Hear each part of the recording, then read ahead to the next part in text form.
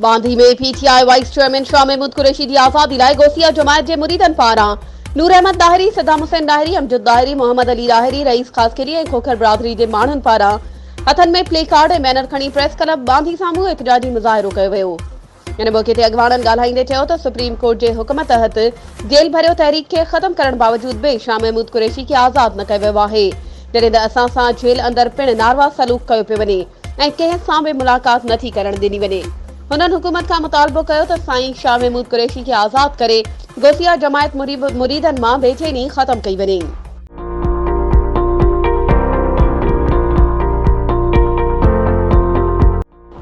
CN news plus के समूरी सिंध के तमाम शहरन मां मेहनती ऐं पढ़ियल लिखियल नौजवान ऑनलाइन मार्केटिंग लाइ घुर्जन था। ज़रूरी घुर्जूं घट में घट मैट्रिक पास, उम्र जी का बि हद नाहे ऐं रिहाइश कंहिं बि तालुके या ज़िले में शहर में हुजण ज़रूरी आहे। ख्वाहिशमंद हज़रात हेठि ॾिनल नंबरनि ते व्हाट्सएप ज़रिए राब्तो कनि 0344723464 0300 13 99902।